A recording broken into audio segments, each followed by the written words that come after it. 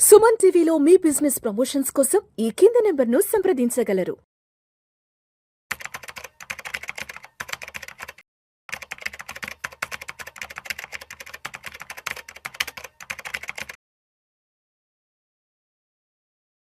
నమస్తే హర్ష. నమస్తే సార్. హర్ష, యుద్ధం చూస్తున్నాం, ఏమాత్రం ఆగేటట్లేదు. ఇరు దేశాలు ఎవరు తగ్గట్లేదు. అటు ఇరాన్ తగ్గుతాలనట్లేదు, అటు ఇజ్రాయిల్ అమెరికా కూడా తగ్గుతాలనట్లేదు. సో ఫలితంగా ఈరోజు ప్రపంచ దేశాలన్నీ కూడా ఇవాళ ఈ చమురు గ్యాస్కు సంబంధించిన సంక్షోభాన్ని అందరం చవి చూస్తున్నాం. సో ఈ యుద్ధం ఇలాగే కనుక మరికొద్ది రోజులు కంటిన్యూ అయితే మరి ఎస్పెషలీ భారతదేశంలో ఏ రంగాలు ఈ గ్యాస్కి సంబంధించి చమురుకి సంబంధించి సంక్షోభాన్ని చవి చూసే అవకాశం ఉందంటారు అసలు? సో ఉన్న రంగాలన్నీ కవర్ చేసుకుందాం అండి. ఫస్ట్ స్టార్ట్ చేస్తే అగ్రికల్చర్, అన్నిటికంటే ముఖ్యం వ్యవసాయం. ట్రాక్టర్ నడపాలన్నా వాటన్నిటి కూడా వాళ్ళకి ఖచ్చితంగా డీజిల్ అవన్నీ అవసరం ఉంటుంది. దాని తర్వాత ఫస్ట్ వాటికి డీజిల్ పెరిగిపోతే ఏమవుతుంది, ఉత్పత్తి కొంచెం తగ్గిపోతుంది. వచ్చిన ఉత్పత్తిని మళ్ళీ పల్లె నుంచి సిటీకి తీసుకురావడానికి ట్రాన్స్పోర్టేషన్ కాస్ట్లో మళ్ళీ డీజిల్, పెట్రోల్, గ్యాస్ ధరల వల్ల కూరగాయలు వచ్చేవే క్వాంటిటీ తక్కువ, మళ్ళీ సప్లై తక్కువ, మళ్ళీ ప్రైస్ కూడా చాలా ఎక్కువ అయిపోతుంది. న్యాచురల్ కాస్ట్ పుష్ ఇన్ఫ్లేషన్ అంటాం నేను, రైట్. తయారు చేయడానికి అయ్యే ఖర్చుల్లోనే ఇన్ఫ్లేషన్ వస్తుంది, ద్రవ్యోల్బణం వస్తుంది. సో దానివల్ల ఒకసారి కూరగాయలు కనుక కాస్ట్ బాగా పెరిగిపోయి సిటీల్లోకి వచ్చాయంటే మనం త్రూఅవుట్ లాస్ట్ 15 ఏళ్ళుగా అది ఎప్పుడు పెరిగినా జనాలందరూ రోడ్ల మీదకి వచ్చి తిరగబడింది చూసాం, రైట్. సో అందరూ ఇబ్బందులు పడతారు ఫస్ట్ ఆఫ్ ఆల్ దానివల్ల. Entire agricultural sector plus entire మనుషులు అందరం, దేశంలో ఉన్న వాళ్ళందరూ కొనుక్కునే కూరగాయలు అన్నిటి కూడా ధరలు బాగా పెరిగిపోతాయి.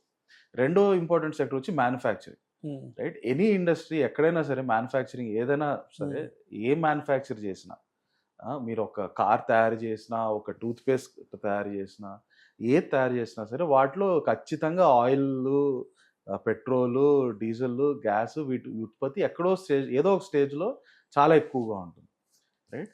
సో మొత్తం మ్యానుఫ్యాక్చరింగ్ కంపెనీస్ అన్ని సడన్గా ఇలా కాస్ట్ పెరిగిపోతే అప్పుడు వాళ్ళు ఏం చేయొచ్చు, కాస్ట్లు ఎక్కడెక్కడ తగ్గించుకోగలమో చూస్తారు. అప్పుడు కొత్త వాళ్ళని రిక్రూట్ చేసుకోరు, కొత్త లేబర్ని తీసుకోరు, లేకపోతే ఉన్న లేబర్ని కొంతమంది తీసేయచ్చు. ఇవన్నీ కూడా జరుగుతాయి, రైట్. ఎంటైర్ మ్యానుఫ్యాక్చరింగ్ సెక్టర్లో ఇబ్బంది అక్కడికి వస్తుంది. అల్టిమేట్గా ప్రతి మ్యానుఫ్యాక్చరింగ్ సెక్టర్ కూడా ఎక్కడో చోట్ల వాడతారు కనుక వీటి ధరలు బాగా పెరిగిపోతే ఈధర్ ఫైనల్గా వచ్చే మనకు అమ్మే వస్తువు ధర పెరగాలి, లేకపోతే మిగతా చోట్ల ఎక్కడో కాస్ట్ తగ్గించుకోవాలి. ఆ మిగతా చోట్ల తగ్గించుకునేటప్పుడు అది మళ్ళీ ఇంపాక్ట్ మన మీదకి వస్తుంది. మూడోది చూస్తే సర్వీసెస్ సెక్టర్. సర్వీస్ సెక్టర్లో అంత డైరెక్ట్ ఇంపాక్ట్ ఉండదు, రైట్. సర్వీస్ సెక్టర్లో లార్జ్లీ ఈ పెట్రోల్, గ్యాస్, డీజిల్ వీటికి ఏది మన ఒక టెక్నాలజీ సర్వీసెస్ సపరేట్ చేసుకుంటే, మిగతా సర్వీసెస్ సపరేట్ చేసుకుంటే టెక్నాలజీ రిలేటెడ్ సర్వీసెస్ సెక్టర్లో పెద్ద ప్రాబ్లమ్స్ ఉండవు. మాక్సిమం నిన్న మొన్న చూస్తే కొన్ని కంపెనీస్ వర్క్ ఫ్రమ్ హోమ్ చేసుకోండి, రైట్. గ్యాస్లో, ఆఫీసులో, ఫుడ్ వాటికి ఇబ్బందులు అవ్వచ్చు, సో వర్క్ ఫ్రమ్ హోమ్ చేసుకోండి అన్నారు. అంతకు మించి వాళ్ళకి పెద్ద ఇష్యూ కెఫ్టేరియాలో ఇబ్బంది, అంతే ఫుడ్ కుకింగ్ వరకు. యా, ఎందుకంటే వీళ్ళు కావాలంటే ఇంట్లో కూర్చొని వర్క్ చేసుకొని కూడా they can still keep running. Problem ఎక్కడ వస్తుంది అంటే మిగతా పార్ట్ ఆఫ్ సర్వీసెస్, ఎక్కడ మన టూరిజము, హాస్పిటాలిటీ, హోటల్స్, రెస్టారెంట్లు, వీటిల్లో బిగ్గెస్ట్ ప్రాబ్లం. హాస్టల్స్, ఈవెన్ చాలా చాలా హాస్టల్స్ లో కూడా ఫుడ్ పెట్టలేకపోతున్న ఊర్లు ఇంటికి వెళ్ళిపోమని చెప్తున్నారండి. చాలా మంది విద్యార్థులు వచ్చి హాస్టల్స్ లో ఉండి వాళ్ళు ఏదో చదువుకోవడం, చిన్న ఉద్యోగం చేసుకోవడం, వాళ్ళందరికీ కూడా చాలా ఇబ్బంది జరుగుతుంది, రైట్. ఒకటేంటంటే ధరలు పెరిగిపోవడం వేరే విషయం. ధరలు పెరిగిపోతే అల్టిమేట్ గా ఎంతో కొంత మేబీ సాంబార్ని ఇంకా నీళ్ళగా చేసో ఏదో చేసి అది మేనేజ్ చేస్తారు. కానీ సప్లై ఆగిపోతే అది చాలా పెద్ద ప్రాబ్లం, రైట్. ఈ రోజు మనం చూసేది supply problem. Israel, Iran, middle east నుంచి వచ్చే గ్యాసులు అన్ని, ఎల్ఎన్జి సప్లై అంతా కూడా తగ్గిపోవడంతో సప్లై ఇష్యూ వస్తుంది. ధరలు పెరిగితే ఓకే, ఎంతో కొంత మనం తినే దాంట్లో కొంచెం తగ్గించుకొని ఏదో మేనేజ్ చేసుకోవచ్చు. సప్లై ప్రాబ్లం వస్తుంది. అయితే ఇక్కడ ఇంకొకటి మనం చూడాల్సింది ఏంటంటే, ఐ థింక్ రష్యాతో ట్రంప్ అఫీషియల్ స్టేట్మెంట్ ఏంటంటే, నేను ఇండియాని అలో చేస్తాను, ఇంకా రష్యాతో చేసుకోవచ్చు అని. అలో చేసినా చేయకపోయినా మన వాళ్ళే డైరెక్ట్గా వెళ్ళి రష్యాతో మాకు ఇంకా మీ దగ్గర నుంచి ఆయిల్ కావాలి, గ్యాస్ కావాలని ఆల్రెడీ అడిగే ఉంటారు. ట్రంప్ దానికి సపోర్ట్ ఇవ్వాల్సిన అవసరం లేదు. ఎందుకనంటే మన ప్రభుత్వం, నరేంద్ర మోదీ ప్రభుత్వం కానీ లేదా ఆయన ప్లేస్లో ఇంకెవరున్నా సరే, ఏ రోజు ఉన్న ప్రభుత్వం అయినా సరే సడన్ గా క్రూడ్ ఆయిల్ పెరిగిపోయి, పెట్రోల్ ధరలు పెరిగిపోయి, ఇన్ఫ్లేషన్ పెరిగిపోయి, కూరగాయల ధరలు అన్నీ పెరిగిపోతే ఏ ప్రభుత్వంలో ఉన్న హెడ్ కూడా దాన్ని యాక్సెప్ట్ చేయలేడు. ఎందుకంటే అది ఫైనల్గా వాళ్ళు పొలిటికల్గానే పెద్ద లాస్ అయిపోతుంది. అది అల్టిమేట్గా త్రూఅవుట్ మనం లాస్ట్ 15-20 ఇయర్స్ చూసుకుంటే ద్రవ్యోల్బణము ఇవన్నీ పెట్రోల్ ఇవన్నీ బాగా పెరిగిపోయినప్పుడల్లా ప్రభుత్వాలు మారిపోతాయి, రైట్? సో అది అంత రిస్క్ ఖచ్చితంగా ఏ గవర్నమెంట్ కూడా చేయదు. కనుక ట్రంప్ అలో చేసినా చేయకపోయినా మోదీ వాళ్ళ బీజేపీ కానీ ప్రస్తుత భారత ప్రభుత్వం ఖచ్చితంగా రష్యాతో ఆయిల్ని తక్కువ ధరకు తెప్పించుకునేలా ఏదో డీల్ చేసుకునే ఉండేవాళ్ళు, right? At the moment already అది చేసుకున్నారు, అక్కడి నుంచి వస్తుంది. రెండోది, నిన్న మన oil and gas minister Hardeep Singh Puri పార్లమెంట్లోనే అన్నారు, గ్యాస్ ఉత్పత్తి 28%, ఆల్మోస్ట్ 30% పెంచుతున్నాం, రైట్? సో అండ్ ఎక్కడెక్కడ కొంచెం ఏమాత్రం కూడా కొంచెం తగ్గినా, ఆ ఇష్యూస్ వచ్చినా మేము సౌదీ అరేబియా నుంచి, యుఏఈ వాళ్ళ దగ్గర నుంచి, యుద్ధాలు ఇవన్నీ జరుగుతున్నప్పటి నుంచి మేము స్పెషల్గా అక్కడి నుంచి తెప్పించుకోగలుగుతాము అని చెప్పి చాలా గట్టి హామీ అయితే ఇచ్చారు. అయితే వచ్చే వారం నుంచి ఈ supply problem, gas supply problem ఏది ఉందో అది అంత ఉండకపోవచ్చు అని మరి ఆయన అన్నారు. మరి వచ్చే వారం చూడాలి నిజంగా సప్లై ప్రాబ్లం ఇష్యూస్ ఉంటాయా లేదా అని. ప్రస్తుతానికి అయితే చాలా మంది చాలా ఇబ్బందులు పడుతున్నారు.